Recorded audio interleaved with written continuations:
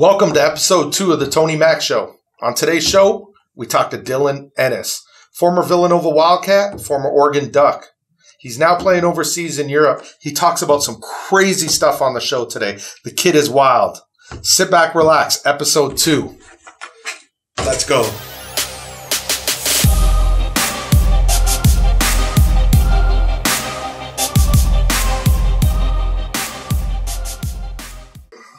I'm here with Dylan Ennis.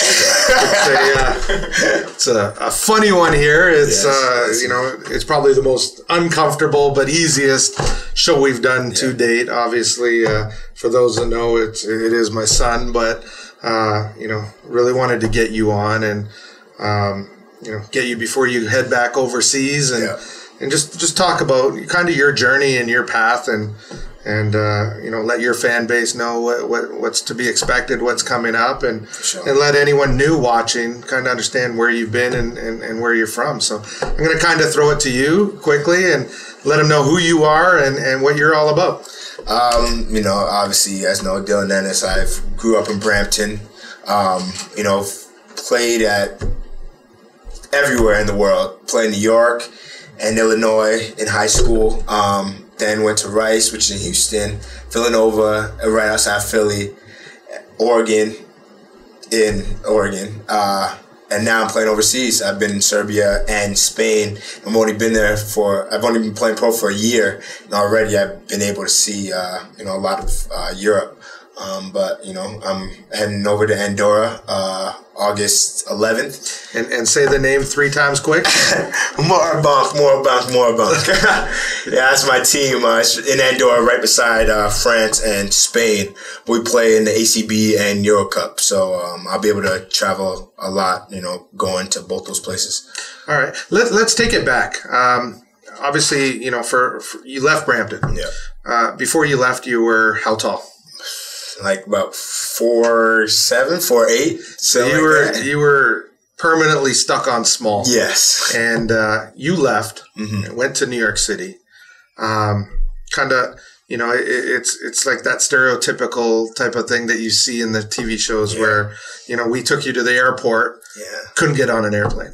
They wouldn't let you on because you were too young. So we packed everything back up in the car and dropped you off at the train station. Yeah. So you get out of this train. It's almost like a scene out of Home Alone. 14 years old, pop out of this bus, and you're in downtown Manhattan. Yeah. Kind of take us through now, in fast forward.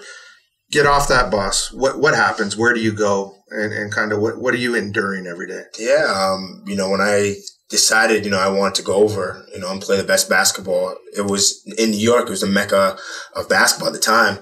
And obviously, I asked you and mommy that if you guys were okay with it, and you guys said whatever makes you happy. You want this dream to come to reality. So, when I got off that bus, it was everything I ever wanted. I didn't know what I was going to be facing. And, it's a little more than I thought, but it was nothing too much for me. I think it made me, tough now.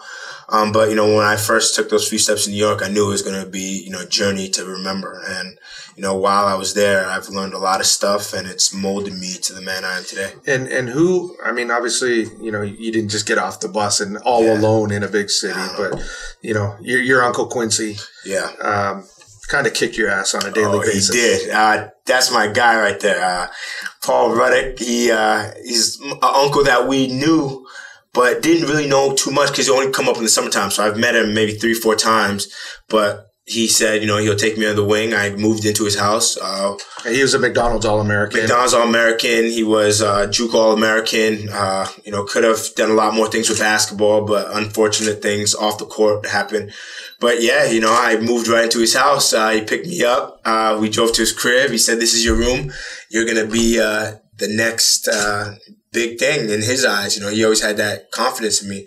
And at the time, you're still small. Still small. And that's what I'm saying. Like, nobody thought, I'd be where I was today. But there was a few people who had that faith in me. Being so small at that age, I personally didn't think I was going to grow to be big and strong. And his big thing, when I think of Quincy, I think of 2 things. I think of get on your push-ups, and be a dog. Yo, I'd get home. Yeah, obviously we'll go into that more, but yeah, I'd get home from school at 11:30 every night, and he'd be yelling at me, "Yo, did you shower?" I said, "Yeah, I showered." He goes, "Well, do your push-ups." And I'm like, it's 11:30 at night. Why am I doing push-ups? But, I did it because he knew me being so small, I had to be stronger. And, I think him just telling me to do my 30, 100 push-ups a night made me have that work ethic to get stronger in the weight room, and that's why people think I'm on steroids. And I thought I was doing a good. I thought I was doing a good thing buying the perfect push-up, and I remember he's like, "No, get rid of that shit." He's real rugged with it. He just wants you to do it all natural. Doing jailhouse push-ups. Exactly. So you go down, you play for Billy Turnage at Wings Academy. Billy and Quincy pretty close. You in the middle of the Bronx. It's day in, day out. Yeah, because people don't know, I took that bus from Long Island, walked 30 minutes to the bus stop, got on the bus from Queens, went all the way to Jamaica Ave, from Long Island to Queens, Jamaica Ave, get off. And in the middle there, you're stopping to get a cup of tea. Oh, yeah, the tea in the bagel. And this at 5:30, so the stores weren't even open at the time, so I'd have to go at the little... trucks on the road. Yeah, trucks on the road. And just ask, get a bagel, a tea. And it was about maybe 6:30 when I got there. And I'd switch on another bus. It'd take me 2 hours to get all the way to school. So I'd be walking into school right before the bell rang at 8:30. And I did that every single day. And tell us a little, because it's also not a typical school in terms of, the school day is pretty typical. Yeah. But you don't practice at the school. You don't play at the school. You guys have a separate gym in a separate area where the team's got to get there to practice. Tell us a bit about that. So when we're done school, everybody get together, and sometimes you have to go by yourself because, everybody's spread out, different class times.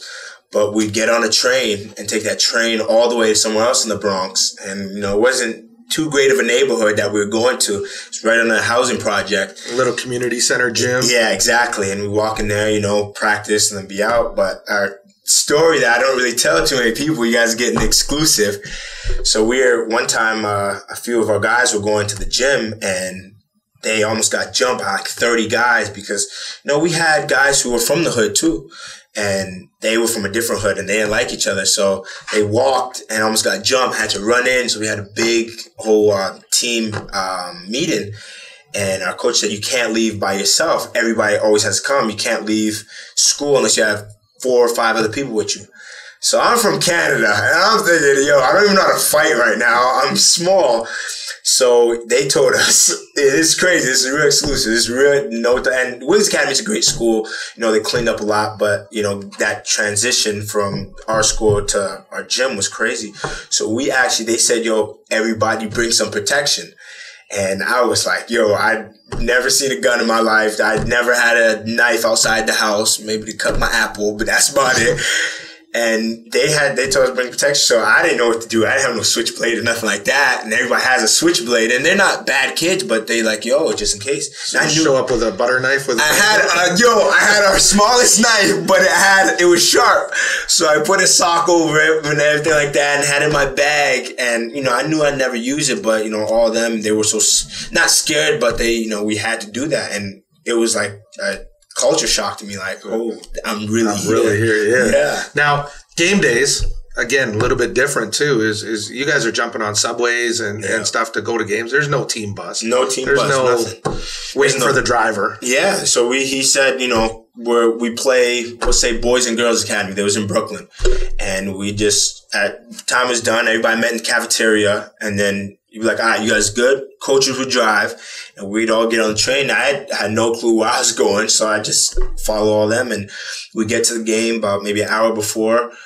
We didn't have locker rooms either, so they only had a home locker room in New York, so we had to change in classrooms. So we change in classrooms, leave all our stuff there, go play, and then go back in the classroom and get changed. Now you're sitting there, you guys are from the Bronx. Yeah. You're sitting in Brooklyn. You're ever at the free throw line and dudes are saying, you guys aren't getting out of this gym? Oh, yeah. Another exclusive story. We were in Harlem one time, and the gym was upstairs, and there was a big fight during the game, like pushing everything, but the gym is so small, so out of bounds was when it hit somebody's feet on each sideline. So after the game, we end up winning, but we're in Harlem. So they're shaking hands and our point guard pushes somebody.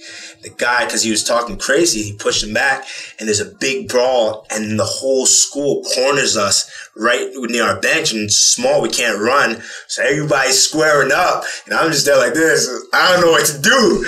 So then we jump in the locker room and we have to stay in the locker room for about 2.5 hours. Police had to come in, clear everybody out. So we get outside. I thought it was over. They had to block off the road because there were guys trying to get back to us. So we couldn't even get on the train because they're like, they're going to follow us. So after all this, you still got to get back on a subway. Still got to get back on the subway. So some guys got on the subway, was fine. I was lucky enough to go with the coach and, drove off. And I said, I'm really in New York City. But the crazy thing is, all this happening, I'm like, this is what I signed up for. You know what I mean? It was never, Do you think that helped you in terms of like being gritty? Like getting back to what Quincy wanted in terms of you got to be a dog. For sure. Because, I think, after I left New York City and, not to be a tough guy, but I said nothing on this planet could shake me now. Not on the court, not off the court. Now, you're in New York. You're realizing you do 2 years there. Mm-hmm. And you're realizing, man, this is good for me in some ways, and in other ways, I could be using all this time for a lot of better stuff. Tell me a bit about that. You make the phone call. Yeah. So initially, me being young, I'm tripping. I tell my coach, I could go to a prep school if you guys don't play me, and it caused a little tension with me and, the coach. And then, I knew that, if I came back from my junior year, it wouldn't be the year I wanted. And I knew I wanted to get in the gym more, but there was no gyms. I knew, I wanted to lift. We didn't have no weight room. So, obviously I talked to mommy and said, I need a change. And, obviously made those calls and, we got on the phone with Matt Vaughn, who, just completely changed Lake Forest Academy, which was instead of taking a 2.5 hour trip, I could walk 2 minutes to the gym and turn that campus. 2 hours of lifting. And I think Matt Vaughn he was in kind of his first year there because I think he took over from Nate Palmaday, I believe. Well, it was about second or third year. Yeah. And the reason why I went there is there was so much guys going to Division I, and I was like, all right, he knows what he's doing. It's a great school. And, I knew if I was in the gym enough, then, I'd get to where I want to get to. And it turned out he was a hell of a guy, too. Oh, man, he's one of the greatest coaches I've had, on and off the court, anything I needed. And, being at Lake Forest, and it wasn't a racial thing, but he knew that, there was only a few black kids there. And, he connected with all the guys, especially on our team. He knew that on the weekends, our families were gone and, we didn't necessarily always hang out with the people at the school. So, anytime we need to go to his house, he'd get all of us. We'd go out, eat, ask us if we need anything, if we're comfortable. So it was a good situation. You have an assistant coach, a couple of them, and Coach Kuntz, who's now the head coach there. Head coach now. At Lake Forest. And then you have Dickie Simpkins, who you still to today stay close to. Mm-hmm. I think he's still with Charlotte Hornets. Mm-hmm. How did those guys help kind of mold you, taking what you had from Canada to New York and implementing kind of a gritty kid into a prep school? Yeah. And it's different. It's way different. Yeah. Living on campus was good because Kuntz got me up at about 6 o'clock because I didn't have my first class about 7:15. No, about 7:30, 7:45. And I'm like, I finally get to sleep in and everything like that. But, the grind of me didn't allow me. He got me up at 6 o'clock every day and we 45-minute workout. And I'd go back to my room, shower, get to class. So Kuntz got me prepared for college. It wasn't a high school kid who was going to go into college not being ready. So for 2 years, I'd wake up. I think we did 3 days a week. And I'd get all the work I need to get done. And then obviously we had practice after. So, I was on the court as much as I needed. So he's taking you in the morning. Yep. Vaughn's got you in practice. Uh-huh. Where did the steroids come in and all this lifting? Yeah. So EFT, it's its own private gym and they had to deal with Lake Forest, which is perfect. So I would work out with Kuntz in the morning and then I'd go to class. And then right after classes, I'd eat a little bit and then go right to the weightlifting. You didn't have to do it, but I knew the girls would practice first, we'd practice second. So I'd lift right before practice and then with the EFT guys and then go to practice. And I loved it. Now, did you take out your frustration in the weight room? Is that where now you're starting to grow? Yeah. So, but being small for so long, did you have not a complex, but a desire like, I got to prove people wrong and end up taking that out in the weight room? Yeah, I think I still have it now. Initially, I'll be honest with you, both my brothers, Brandon and Tyler, they're taller, and I used to be with Tyler all the time, and we'd always fight, and the only thing he'd go to, which got under my skin, is like, well, at least I'm taller than you, and I'd be pissed because that's my younger brother. So I said, if I'm not going to be the tallest in the house, I'm going to be the strongest. So I initially got in the weight room for that, but then, obviously the complex of me being smaller, I knew that I needed to prove myself every single day. So I got in the weight room and I said, I'm going to be as strong as possible, but still, keep my rhythm going on the court. And, I just love lifting. Like, I think that I enjoy lifting almost not as much as basketball, but it makes me feel good. I know I'm healthy and, obviously the result in your physique. So Lake Forest gets you prepared both on and off the court. You take all that frustration in the weight room. Your body starts to change drastically. You're still going into college now, first year at Rice, and you're still getting bigger. You're still working on it. We're not going to spend too much time on Rice, but you went down there, killed it first year. Yeah. Conference USA, helped Ben Braun with that program. A bunch of shit happened down there. Don't want to get into it. Jose Enchilada happened. Everything went wrong in Houston. And that's a little inside joke. We fast forward. Yeah. Now you're sitting there going through the recruiting process again. Tell me about Jay Wright. Tell me about being at Villanova. Obviously you could pick up a book on Jay Wright right now and you have a chapter or some pages in Jay Wright's book. So it's, walk into Villanova, make an impact, whether it be, good or bad in his mind. I mean, you still talk to him today, but tell me what you learned, because I think in my mind, looking at you, going back to Villanova brought back the dog again. Yeah, it did. And what did he bring out of you and where did he take you? And what do you take from that in your game today? I think, what Coach Wright does is he always says, I'm going to make practice harder than the game. So when you get in the game, it's easy. So I'm going to break you down as much as I can and then build you back up. So when I was there, I didn't understand it as much. You're sitting out your first year, so it's pretty comfy. Yeah, it's comfortable. Everybody saying, Dylan's the best player in the gym every day because I don't have no rules. I could just play how I want. I was always the best player on their scout report, so they'd run all the plays through me. So the first year, it was perfect. I ended up tearing my MCL, but, got right back on the court. I didn't have to rush it back. And, I was in the best shape of my life. And then you won the dunk off at the everything was perfect. And then that summer, I come in and I'm killing. Anybody who could say probably had the best summer on the team. But then, of course, my luck jumps in, and we have 7 NBA scouts there, and I come off a ball screen, literally 5-on-0. My hand hits our big's knee, and it felt weird after I shot the ball. So I keep doing this. I'm like, yo, what's wrong with my hand? So I go into a trainer's office. I'm like, yo, I'm not missing practice. He goes, all right, then, I said, what's wrong though? He goes, just a sprain. So it's okay, go back out. I'm shooting, but when I go to pass the ball, it's weird. I pass the ball, it hurts real bad. But when I go shoot the ball, it still hurts, but not as much. But I can feel a pop in there. So I go back in. He ices my whole hand. He goes, all right, you're just going to sit out practice. But I'm looking up. I'm seeing 7 NBA scouts. I said, nah, I can't do that. Take the ice off. So I'm like, yo, I'm just going to practice. So I practiced the whole time, literally shooting more than passing because it hurts to pass, but it's better to shoot. And people know that was convenient for you. Exactly. And I'm like, yo, I need to start a spot. Hoops Mania is the next 2 days later.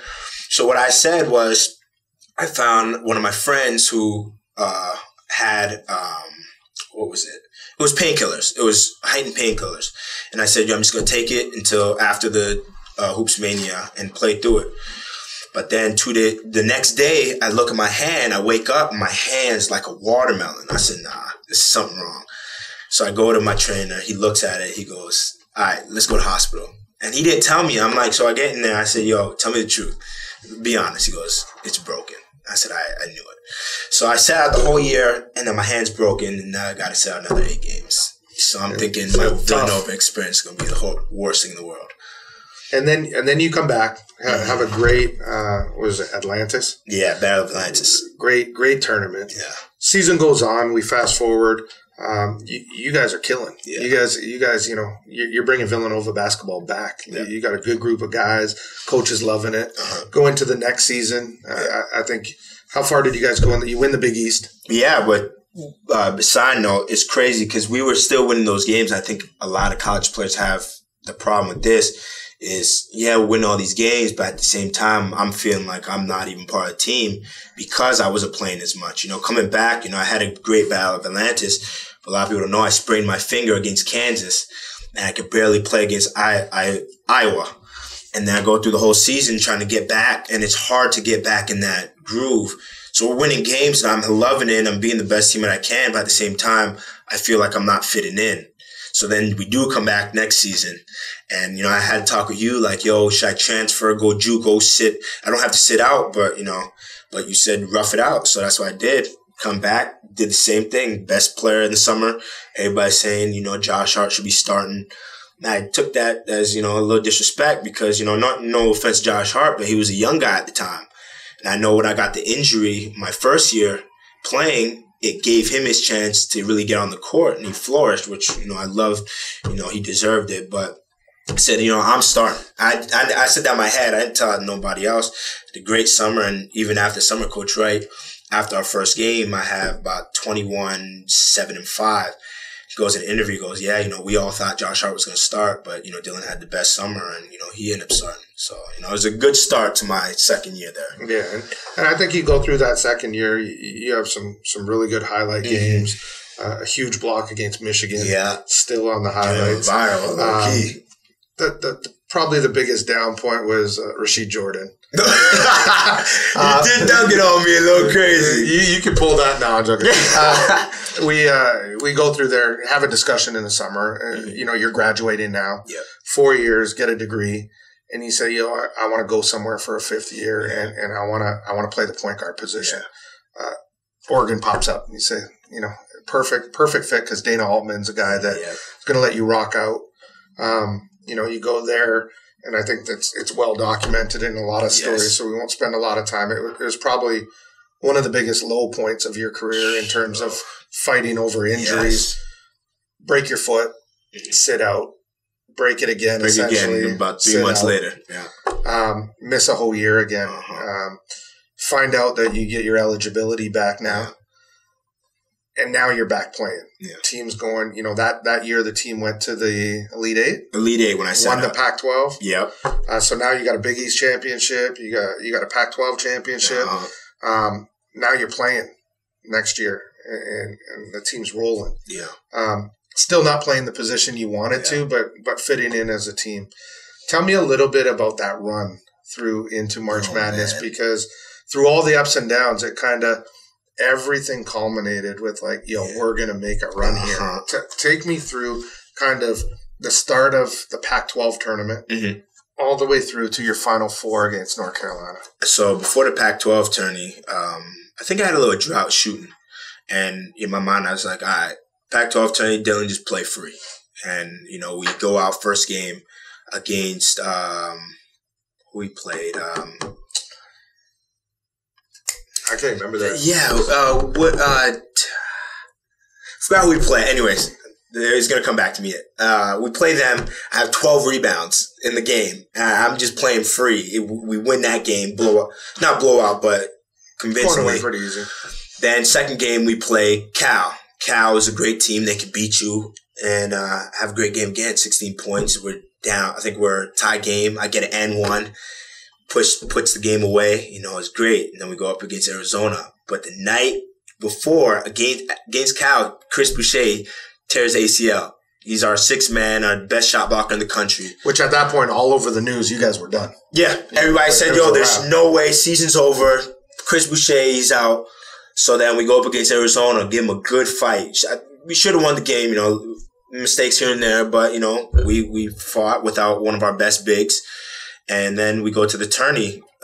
We're a 3 seed, I believe. if I'm not mistaken. And, everybody's like, Chris Boucher's out. They were good, but, I think it stops here after the first or second round.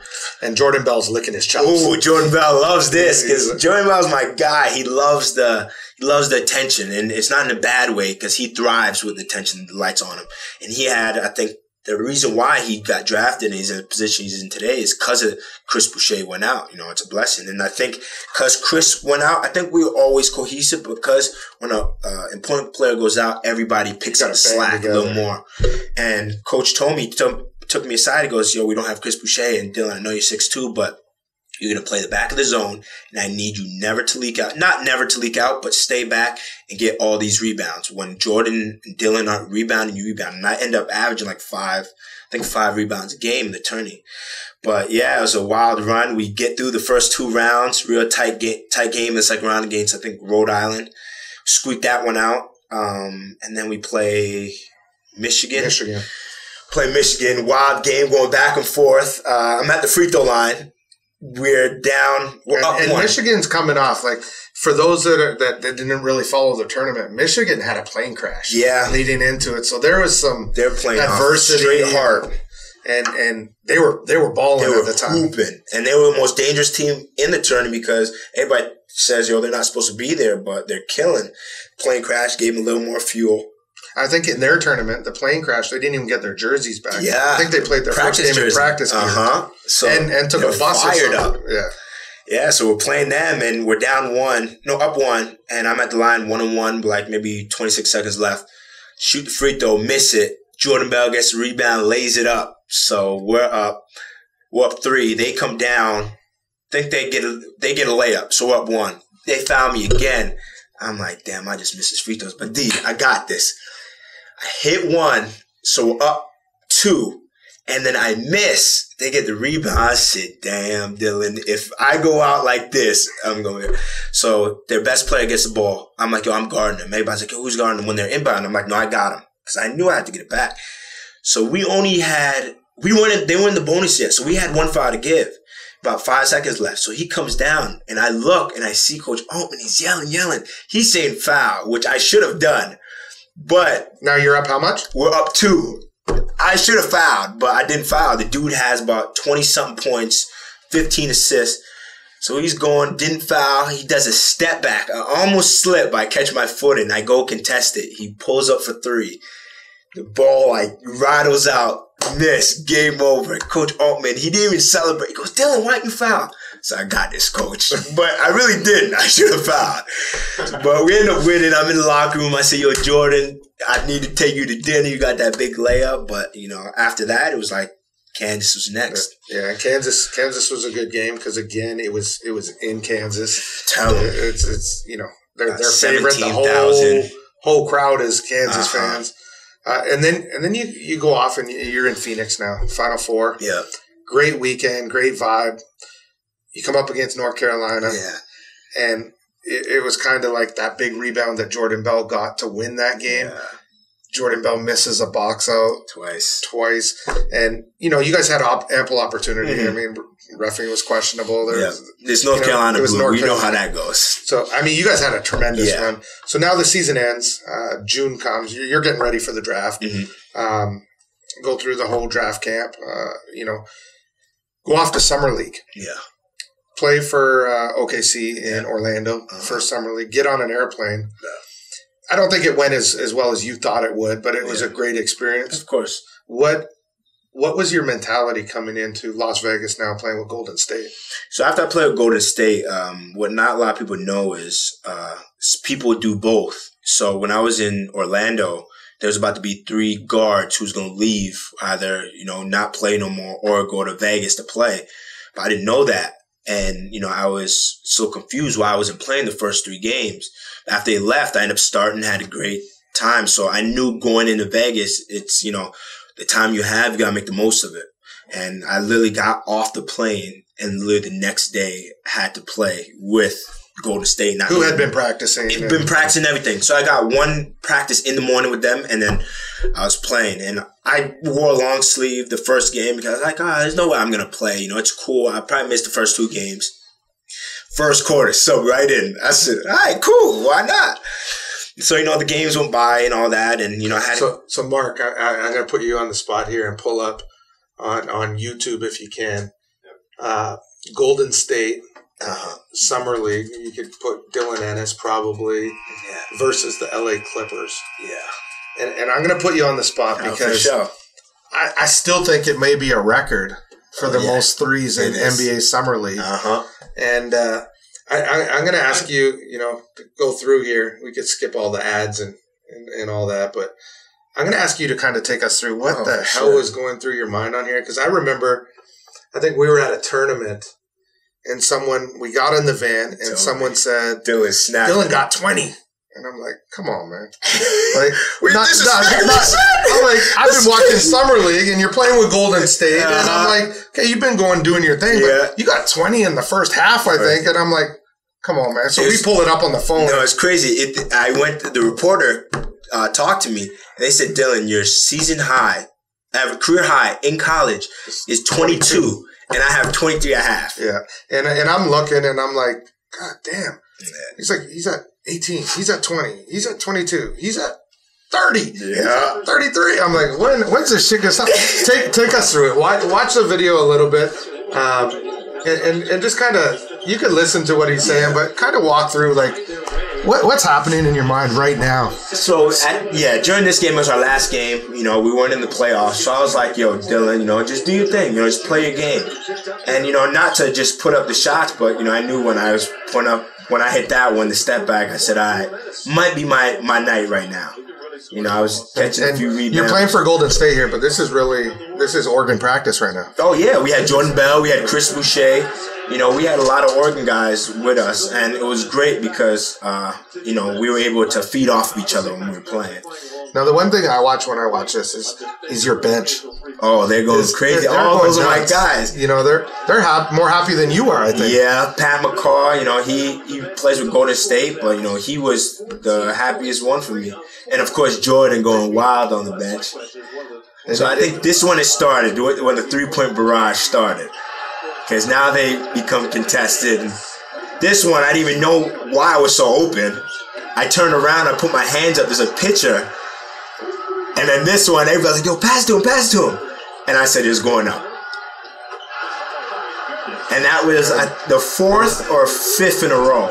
And I knew at that point, I'm like, yo, as soon as that guy said you're out of your mind, I'm like, yo, he's going to keep chucking this shit up all game. And then at halftime, Chris had a bet with somebody. He told me after the game, he goes, yeah, there's no way he's going to get 30. Because when you're hot in the first half, it's hard to keep that up. Yeah.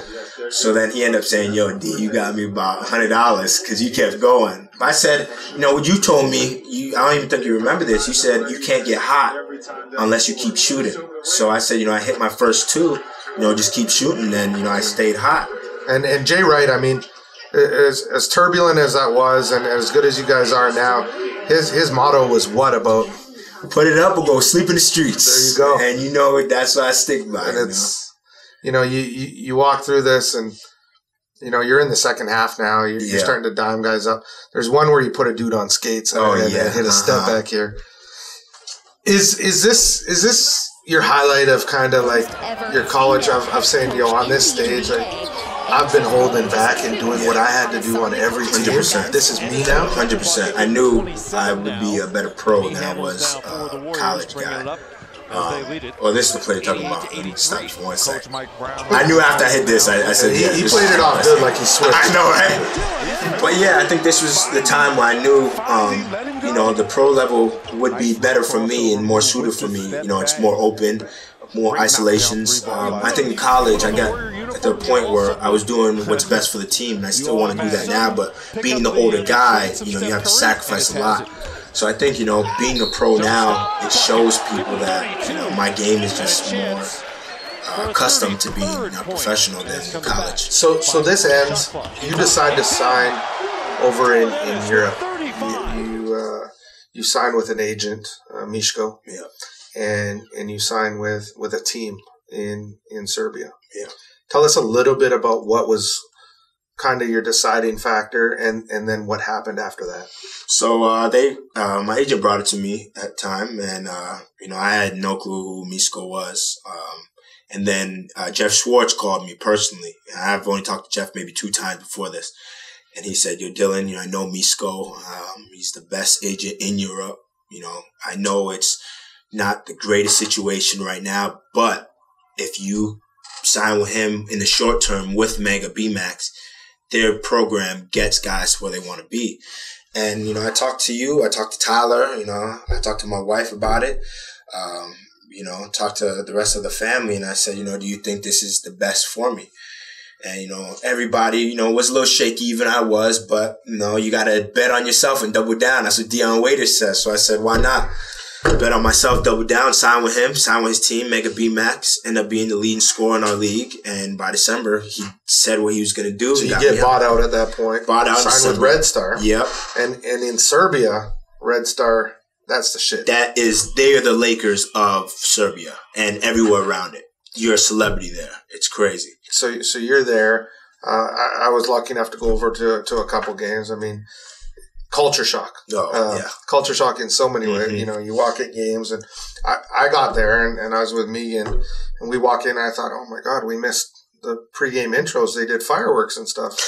I didn't realize there was people up there smoking cigarettes and I have to warm throwing up sometimes. lighters. The guys are on the baseline, and they're the ones who pay the big bucks. They're smoking. I'm like, I'm warming up. You're having this smoke in my face, but you get used to it. It's crazy. I remember sitting down, and one of your coaches came and gave us some courtside seats, and I looked over at the visitors bench, and I'm like, what in the hell am I looking at? Behind that, it's got friggin' a whole barrier over the bench. I'm like, they stole the dugout from a baseball. It's protection for the visiting team so people don't throw shit at them. And it's like just everything there was from the time I got there to walking in and seeing, army guys or police with like machine guns and crazy. And it's really like that though. Crazy. People don't understand, and crazy you talk about that barrier. So we're playing in our league championship against our rivals. I think they're from Croatia. So, Serbians and Croatians, they have a lot of history. So we're warming up, and I'm just doing my roller, and I see fans going wild. And I'm looking at them. I got my headphones on. I was like, I can't hear you. I can't hear what you're saying. So they start giving me the finger and all that. So I said, no word of a lie. I see a big loogie come up, and it's like 2 centimeters away from my shoe. So I look at the guy, and I look at the cop right beside him. I'm like, you're not going to do nothing about this? So then my boy James runs over. He goes, yo, D, don't get them rallied up. I said, I ain't do nothing. And they start spitting. So during the game, I'm like, all right, it's going to stop. They threw prosciutto, which is a meat, on the court because one of our guys Muslim. He doesn't eat meat. They're throwing prosciutto. They're throwing coins. I have to put a towel over my head because every time we get up and celebrate, they're spitting over us. So it was a wild game, but it's the atmosphere I love. It's crazy over there from that standpoint, and I know that it couldn't be any better in terms of like if you transplanted those fans into the Air Canada Center for a game, what happens? The whole arena is you need police. If you have no police there, you have no clip. You're gonna have a court full of pennies, lighters, and gum. Maybe spit if it's a rival game. Maybe flares and fireworks. They flare. If it's a big game, they shoot the flares after. I don't know how they get in with it. They shoot the flares. It's crazy. But yeah, it's a different atmosphere, and it's nothing bad about it. I love the whole atmosphere because like when I remember we used to go to hood tournaments and we go to hood, and I used to love playing because they're rowdy and it gives you that fire you want to play. And, obviously, you got to watch yourself. But, I love playing it because every game is a championship game. So now you signed, love being over there. Mm-hmm. Obviously, the coin is nice, making U.S. dollars still. True. And it makes it a hard decision whether or not to try to come back to the NBA. Yeah. They're going to have to pay. Yeah, of course. And so you start to make a comfy living over there. Is it something for younger guys? Because typically, you got guys that are fringe NBA guys that have a decision to make. Like, do I go to Europe? Do I stay in the NBA? What's your advice to them in terms of making that decision? A G League player is making what? 30 something, 40,000 a year. Before tax. And you look at, you're going over there saying, holy, I didn't know it was going to be this good. House, car, no cash. tax. Yep. And what? For the younger guys, like when you first get out of it, not even when you first get out, because you're about 22 when you first get out, maybe a year or two if you're a senior. If you're younger and you came out early, take a year or two, try out the G League, try getting on the NBA roster. But after that, you got to try to come over because there's a lot of money over there. People don't understand. But then, and the ball's good. The ball is great, yeah. The ball is high class. Like that's what I'm saying. People see some highlights of guys who go to 3rd, 4th, 5th divisions, and it's not the greatest basketball. You're not going to have the great basketball everywhere. But if you're in the top division or 2nd division in your country, you're playing great basketball. And then if you're really good, you're playing in Euro Cup or Euro League. And that's Doncic. You have Will Clyburn. Now, rewind. He got you. Yo, he did. He did get us. He got you on a buzzer beater, step back. Uh-huh. Is he the real deal? He is. I think. Rookie of the year? I would say he can get it. The only thing I would say is adjustment. Just like how I went over to Europe and I had to adjust and then found my feet, he will have to adjust and find his feet. But as far as basketball IQ, shooting, passing, all that, he has what it takes. He's going to be good. He was 18. 18 years old. He's playing grown-ass men over there. Grown men. It's physical. Yeah. He's going to adjust in terms of the NBA. Is he, in your opinion, Rookie of the Year? If I had to put money on him right now? Or who is? If he doesn't get it, there's going to be a surpriser like a Donovan Mitchell who somebody drafted low and ends up being Rookie of the Year. But if it's not Doncic, then it might be Ayton. I know Ayton didn't have a crazy summer league, but he's going to put up numbers with the Suns. And what's the boy's name? The shooter. Went to Atlanta. Trae Young, he's going to be a problem. Atlanta is building. They might not win a lot of games. Vince Carter. They said, right? Schroeder's gone. Yeah. He's going to be able to do what he wanted at Oklahoma. And obviously, they're going to have a more scout report on him. But if he could put up the numbers, I think winning will deter him from winning MVP. But if he puts up the numbers, it's a possibility he could get it too. Good stuff. Quick sequence here. Mm-hmm. We always do kind of our kick scam. Tell us what you're rocking on your feet today for the So I didn't know I was doing this. Just threw my joints on. So these are the Oregon 12s, exclusive. You have to be at Oregon to get these. Obviously, NBA guys can get them. But, I've had these for about 2-3 years now. Most comfortable shoe I have. Obviously, I should probably put them in some glass or something. But I'm not a crazy shoe head. So, I like to wear these comfortable. What are these worth? If they're mint condition and never worn, they're worth about maybe $5,000-$6,000. You're just walking them in the rain. Just walking them, I've been through the rain, the snow, all that with them. Try to hoop with them once. Are these the shoes that almost got stolen in the suitcase, or? Yes, these are the ones where they were in my suitcase. They said they couldn't find it. Somebody stole it, and then I did a big, I think tweeted to UPS. And, a lot of people retweeted it, and I think, they got a little scared. And I just they said, we found your shoes. It's crazy. You took me right where I wanted to go. And it was perfect timing in terms of this, because yesterday you tweeted out a tweet. Yeah. And that tweet, I think it hit the strings of a lot of people. And Mark, pull up that tweet right now, because I think when I checked it this morning, it had 100,000 likes and 30,000 retweets. I don't know where it's at now, but I was looking at this tweet on Twitter, and the number just kept rolling. It just kept going. It kept going. And I'm like looking at like 30.1, and then all of a sudden it's 33, and then 30. And this tweet, we'll put it up on the screen, but it said, no disrespect to Demi Lovato. I pray she gets better. However, why is the narrative created that she is a victim who needs overwhelming love and support, but Lamar Odom was perceived as a crackhead who spiraled out of control during his similar crisis? We have to do better, people. Why did you tweet that? So I was driving the car with my wife, and I seen somebody touch on it. Very basic. They said, wasn't Demi and Lamar Odom's situation the same? So I swear, I see things on Twitter and, I like to expand and open it up. And, I always tell my wife and we have big discussions about it. And it's never basketball related. Like, I love basketball, but I'm more of, the worldly things. So I seen it and, it dawned on me, like, we're at a time where the climate of race, gender, all that is so heightened now.